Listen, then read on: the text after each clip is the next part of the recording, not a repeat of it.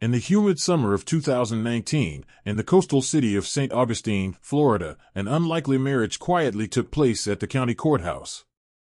Malik Brooks, a tall and reserved 18-year-old African-American boy with deep-set eyes and a calm demeanor, signed the paperwork beside 65-year-old Bernice Harmon, a retired public school teacher. There were no flowers, no guests, and no celebration. Just two signatures and a legal binding that tied them together. No one in the city understood why a teenager would marry a woman old enough to be his grandmother, and even fewer dared to ask. Malik had lived a quiet life on the edge of poverty. Raised by a single mother, Toni Brooks, he grew up in a small apartment above a closed laundromat in the west end of town. His mother worked nights cleaning corporate offices and rarely spoke about her job. In 2015, when Malik was just 14, she came home one evening different. She was shaken, withdrawn, and refused to eat or sleep. Within a week, she attempted suicide. She survived, but the event marked a steep decline in her health and spirit. Eventually, in late 2016, after months of silence and depression, Toni died from organ failure complicated by malnutrition and untreated mental illness. The official cause was natural, but Malik never accepted that. In his heart, he carried a truth he could not prove but knew with certainty: his mother had been broken by something, or someone. Over time, he pieced it together. He remembered the night she came home with her blouse torn and mascara smeared. He remembered the name on her final hospital admission form, Harmon Logistics. The company was owned by Derek Harmon, a powerful businessman with deep ties to city politics and an untouchable reputation. Malik had overheard his mother whisper that name once in the hospital, barely audible. There were no charges, no investigation, and no justice. Toni was buried quietly, and the city moved on. But Malik did not. He spent the next few years living with relatives, finishing high school with average grades, and keeping to himself. But behind his quiet exterior, he was studying, watching, learning. He discovered that Derek's mother, Bernice, lived alone in a large house nestled in the historic district. She attended church regularly and volunteered at a community center. People saw her as gentle and kind, a woman who had raised a respected son. To Malik, she was something else entirely, an opening. He began visiting the same church, helping with volunteer work, and eventually introduced himself to Bernice. He offered to carry boxes, fix her broken porch light, and assist with groceries. Slowly, over months, he became a regular presence. She began to trust him, invite him in, share stories from her past. Malik listened patiently, always kind, always respectful. He played the part perfectly. When he asked her to marry him, she said yes. To the outside world, it was a strange, even grotesque arrangement. But on paper, it was legal. Bernice signed over medical proxies, added him to her home deed, and listed him as her emergency contact. Malik moved in with her in the spring of 2019, just before graduation. He told no friends. He deleted all social media. His life became singularly focused. The rooms of her house became maps of his revenge. The closets and cabinets held decades of personal and professional history, letters, receipts, boxes of photographs, even a locked file cabinet that Bernice had forgotten how to open. Each evening, Malik sat in silence, combing through her life piece by piece, learning everything there was to know about the Harmon family. He never raised his voice. He never showed anger. He cooked for her, read to her, helped her take medication. To Bernice, he was a blessing. To Malik, she was the path to the man who had stolen his mother's life. He never told her why he came. He never told anyone. But in the quiet of that house, behind the smile he wore every day, Malik had made a vow. A vow he intended to keep. By the end of summer 2019, Malik Brooks had settled into his role as the dutiful husband of Bernice Harmon. The large Victorian-style house on Charlotte Street no longer felt like a stranger's domain.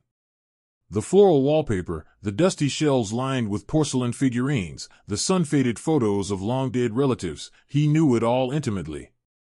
Each room became a quiet archive, each object a thread leading back to the family that had shattered his own. Bernice, now dependent on Malik for most daily activities, trusted him implicitly. She gave him access to her finances, her medical records, and eventually, her late husband's locked file cabinet in the upstairs study. Inside, Malik found decades of stored tax records, family correspondences, blueprints, legal paperwork, and company documents.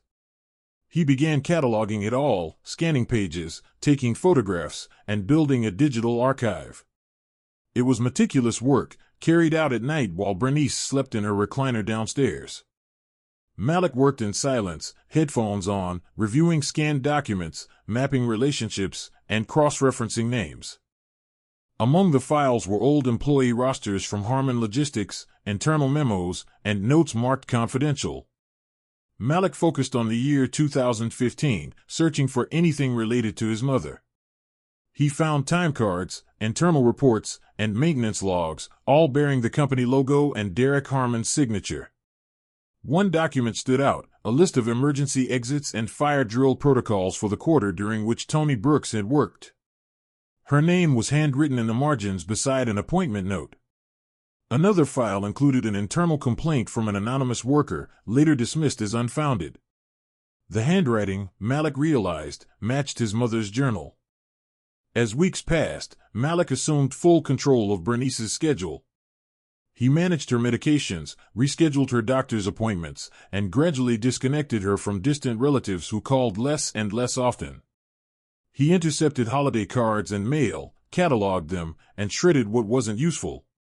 The house, once a place of laughter and social visits, became quiet, insular. Bernice never noticed. She was comfortable, cared for, and gently managed into isolation. Malik wasn't cruel, he was methodical.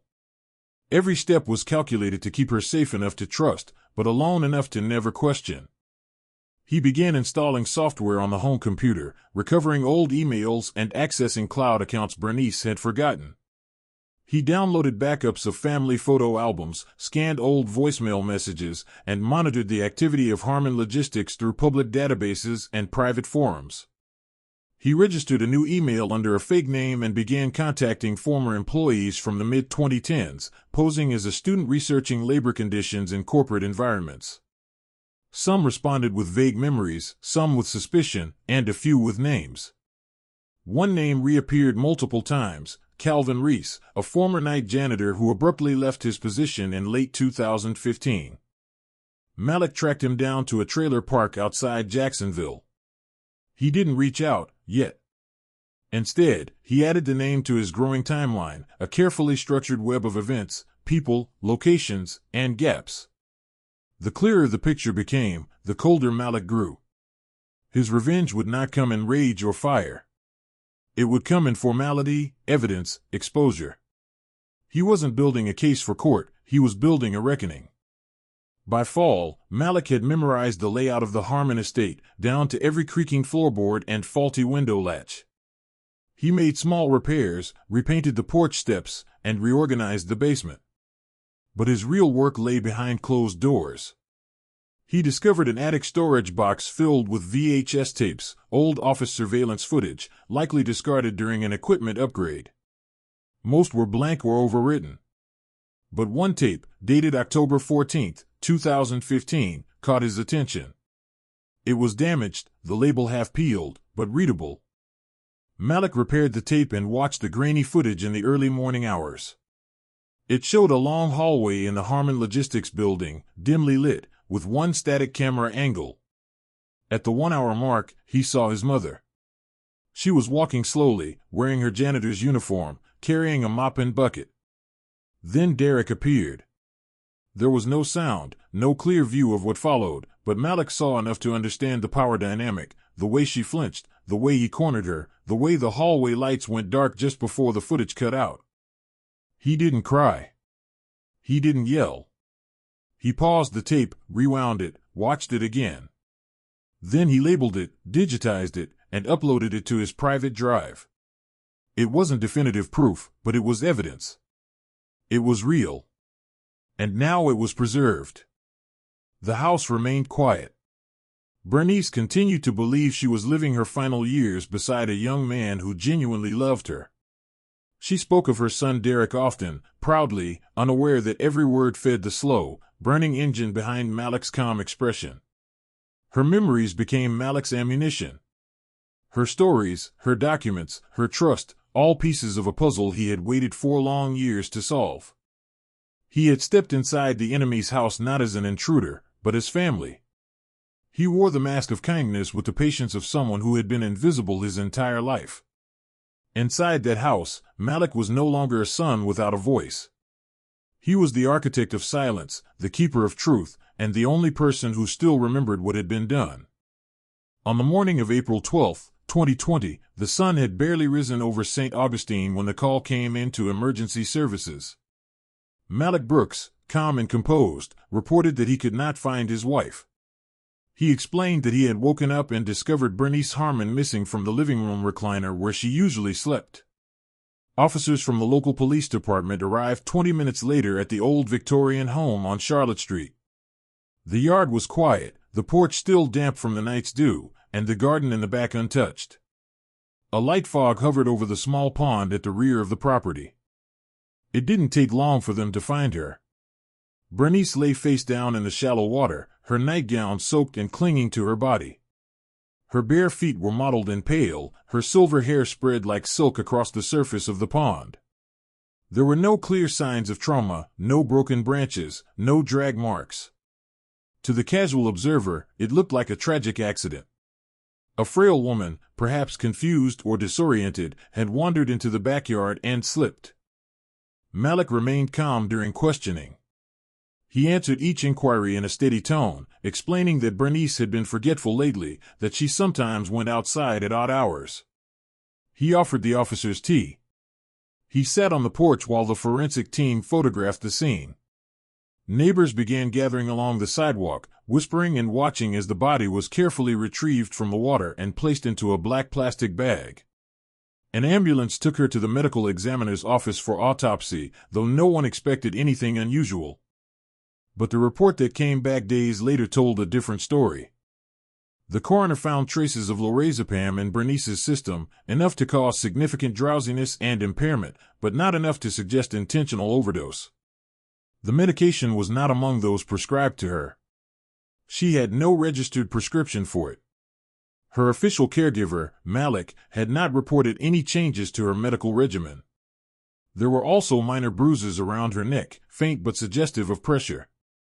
The pathologist listed the cause of death as drowning but noted that the contributing factors warranted further investigation. The police returned to the house with a warrant. This time, they went deeper. They searched the medicine cabinet, the kitchen drawers, the storage bins in the attic.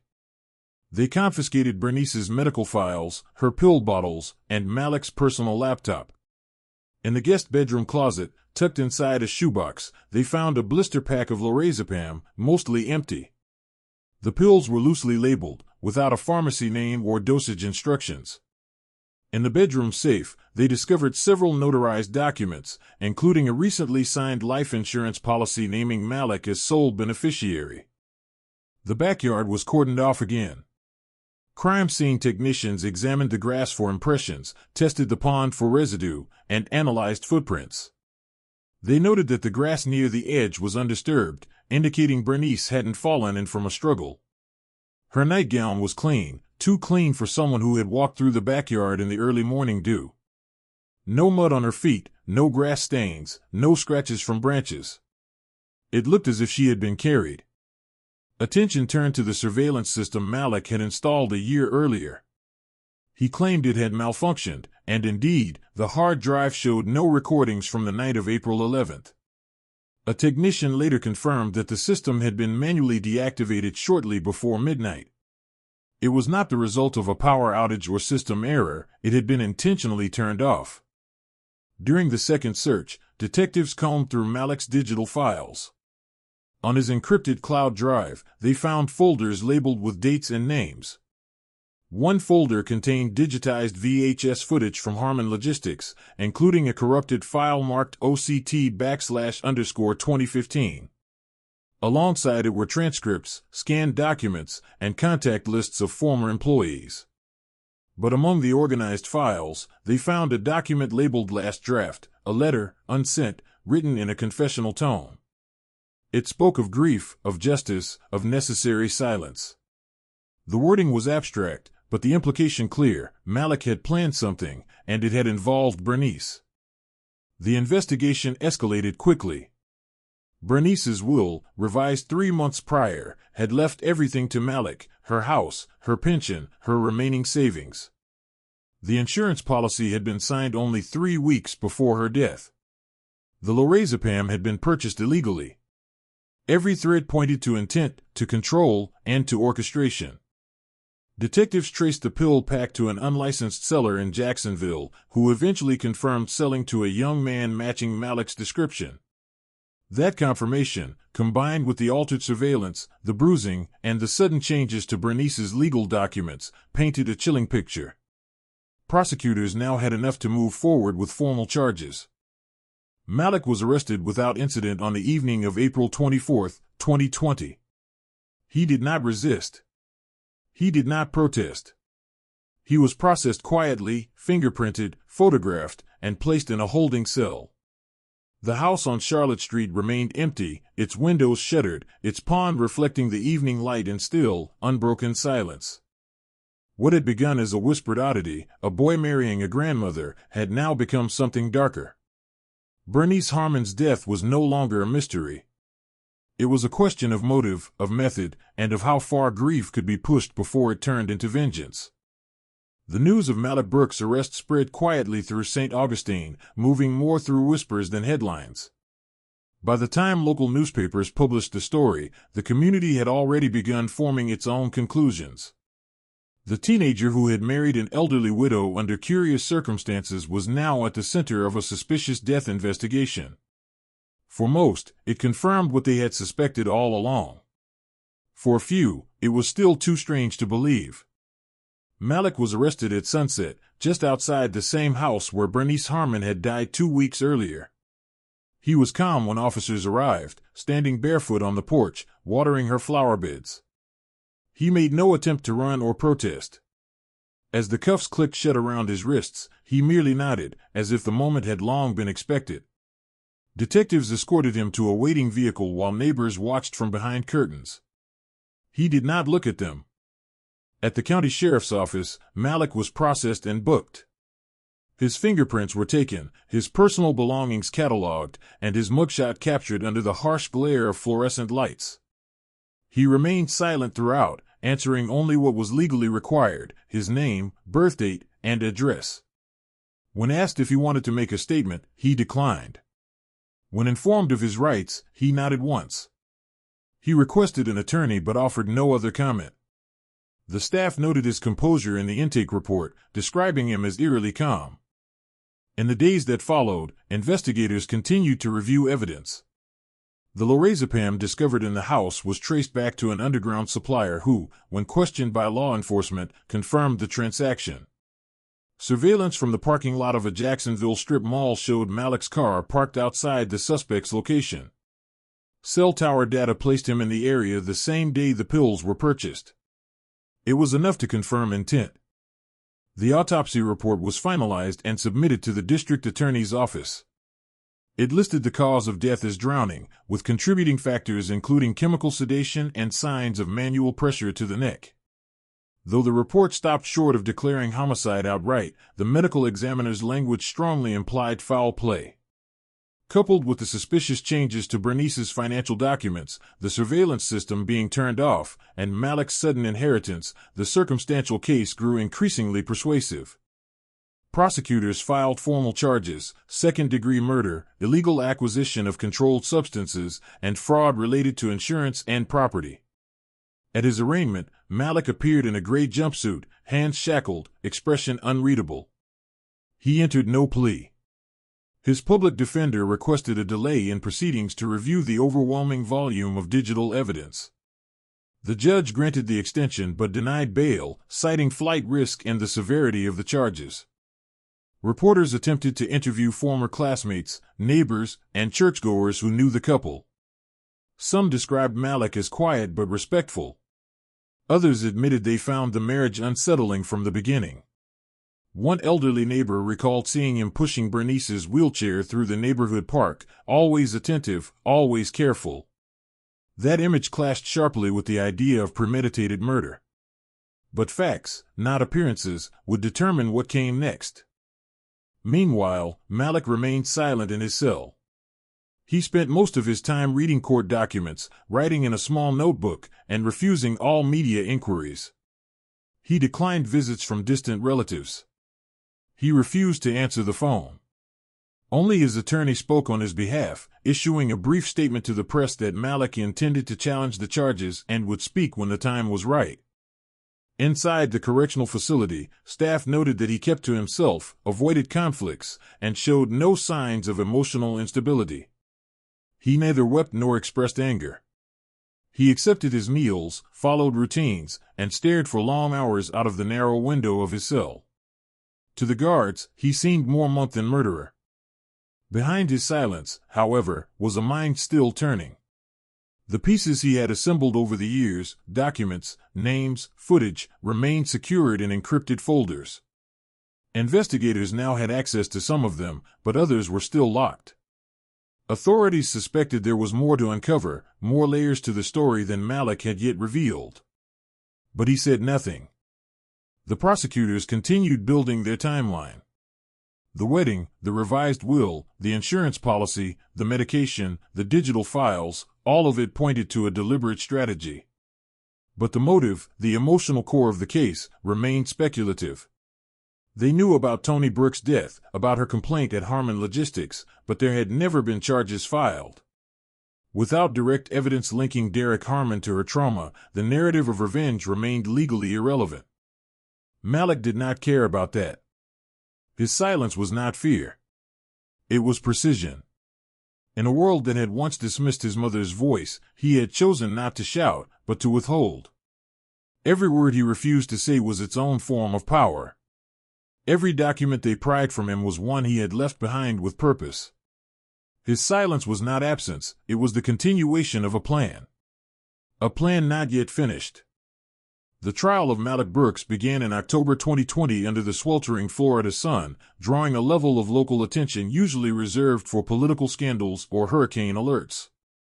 Reporters lined the courthouse steps each morning, capturing the arrival of lawyers, family members, and curious citizens hoping to get a glimpse of the teenager who had married a woman more than 3 times his age and now stood accused of her murder. The courtroom was small, outdated, and filled beyond capacity during opening statements. The air inside was tense, heavy with anticipation. The prosecution entered with a well-rehearsed strategy. They outlined their case chronologically: the unusual marriage between Malik and Bernice Harmon, the abrupt changes to her will and insurance policies, the purchase of lorazepam from an unlicensed dealer, and the sudden, suspicious death by drowning in a backyard pond. They presented autopsy results showing sedatives in Bernice's system and bruising on her neck consistent with manual restraint. They highlighted the disabled surveillance system and the recent financial benefits Malik stood to gain. Piece by piece, they constructed a narrative of deliberate planning, exploitation, and quiet execution. Witnesses were called, beginning with first responders who had arrived at the Harmon residence on the morning of Bernice's death. Their testimony was clinical but troubling. They described the undisturbed grass around the pond, the clean soles of Bernice's feet, and the complete absence of signs suggesting she had walked outside herself. Forensic analysts followed, detailing the results of toxicology tests, the shallow water depth, and the likelihood that Bernice had been incapacitated before entering the pond. The prosecution introduced the illicit purchase of lorazepam. A state witness from the Jacksonville Police Department confirmed that Malik had been identified through surveillance footage, and cell tower data confirmed his presence in the area on the day the drugs were bought. The seller, now under separate charges, provided testimony that he had sold the pills to a young man who matched Malik's description and paid in cash. A digital forensics expert was brought in to explain the contents of Malik's encrypted folders. He testified about documents recovered from Malik's cloud account, scanned employee rosters from Harmon Logistics, transcripts of interviews with former staff, and, most damningly, A digitized VHS tape from 2015. Though the video lacked audio and had deteriorated over time, it showed a disturbing moment: Toni Brooks, Malik's mother, being cornered by Derek Harmon in a dim hallway. The screen went dark before anything explicit occurred, but the implications were clear. The defense objected to the relevance of the tape. They argued that it was prejudicial, that it did not prove a crime, and that it had no direct connection to Bernice's death. The judge allowed it, citing its significance in establishing motive. The courtroom was silent as the grainy footage played. Jurors watched Malik's face. He remained motionless, hands folded in front of him, eyes focused on the screen. The defense shifted its approach. Instead of denying the events, they leaned into the emotional weight of Malik's background. They painted the story of a young man who had watched his mother be silenced by a system unwilling to hold the powerful accountable. They argued that Malik had not acted out of greed, but out of a desperate, misguided need for justice. Bernice's death, they claimed, was a tragic accident, perhaps the result of incorrect medication dosing, or a confused midnight walk gone wrong. There was no physical evidence proving Malik had forced her into the pond, and no witnesses to confirm a struggle. Character witnesses were called to testify on Malik's behalf. A few former teachers described him as quiet and thoughtful. A counselor recalled his withdrawn behavior after his mother's death. The prosecution countered with financial documents, showing the speed with which Malik had altered legal records and transferred assets to his name. They highlighted his control over Bernice's daily life, the way he isolated her from friends and family, and the calculated nature of the evidence found in his possession. Derek Harmon was subpoenaed but invoked the Fifth Amendment during questioning about his interactions with Toni Brooks. The jury noted his refusal to answer. Though he was not on trial, his presence cast a long shadow over the proceedings. The connection between the past and present, between a mother's silent suffering and a young man's cold determination, became the unspoken current running beneath every argument. In closing statements, the prosecution described Malik as manipulative and dangerous, someone who used charm and patience to insert himself into an elderly woman's life with the ultimate goal of silencing her and rewriting history. The defense called him a product of abandonment and betrayal, a victim of institutional failure who saw no path forward except the one he created himself. After 3 weeks of testimony and evidence, the jury began deliberations. They reviewed autopsy photos, financial documents, digital transcripts, and the video one final time. Outside the courthouse, reporters speculated on the verdict. Inside, Malik waited in silence, hands clasped, eyes closed, surrounded by a storm of consequences not entirely of his own making. The court had become an arena, not just of legal arguments, but of unspoken truths, buried grief, and irreversible choices. On a gray November morning in 2020, the jury returned with a verdict after 29 hours of deliberation. The courtroom was silent as the foreperson stood and delivered the decision. Malik Brooks was found guilty of second-degree murder, unlawful possession of a controlled substance, and insurance fraud. The judge thanked the jurors for their service, dismissed them, and set a date for sentencing. The weight of the moment seemed to press down on everyone in the room. Malik stood still, expressionless, as the words settled in the air. His hands remained folded in front of him, his posture unchanged. In the days that followed, the courtroom emptied, reporters moved on to other stories, and public interest slowly shifted away. But for those involved, the consequences continued to unfold. The sentencing hearing was held in early December. The courtroom, though less crowded than during the trial, still carried the gravity of finality. The prosecution requested a sentence of 30 years, citing the calculated nature of the crime and Malik's manipulation of a vulnerable person. The defense asked for leniency, emphasizing his age, his lack of prior offenses, and the emotional trauma connected to his mother's death.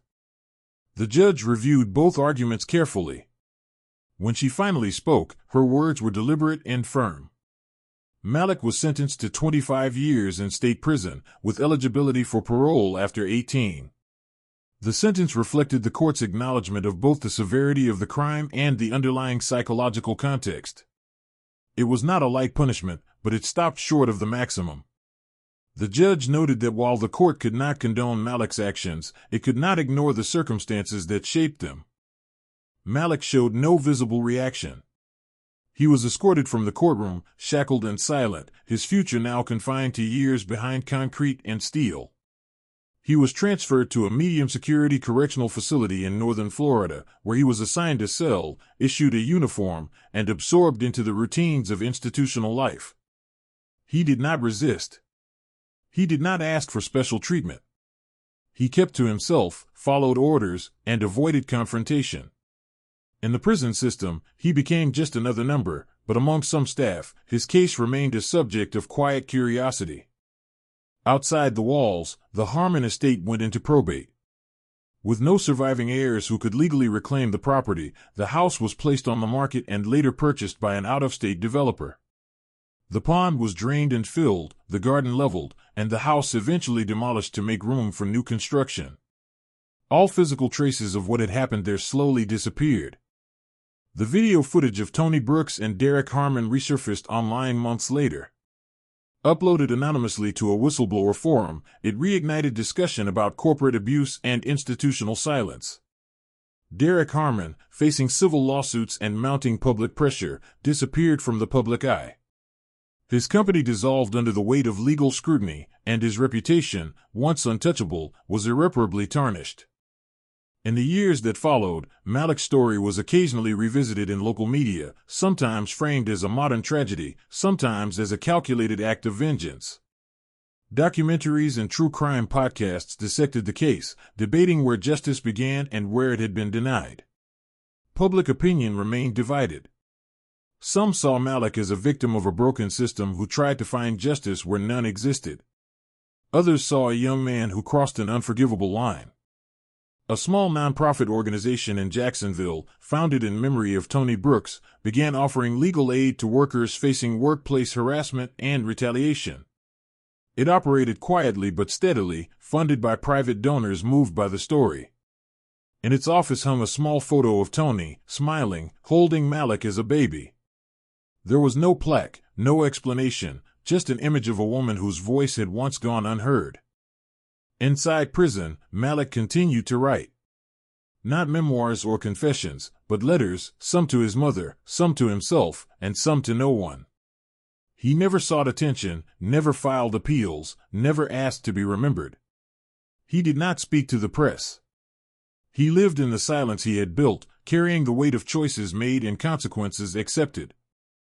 His silence remained his weapon, his refuge, and his burden. In the end, justice had been served, but not cleanly. The system had moved, slowly and imperfectly, to respond. But long before courtrooms and headlines, before verdicts and statements, the damage had been done in a quiet office late at night, behind a closed door. What followed was only the echo. Malik Brooks paid the final cost not just with years of his life, but with the irrevocable loss of his innocence, his family, and the future he never had a chance to imagine.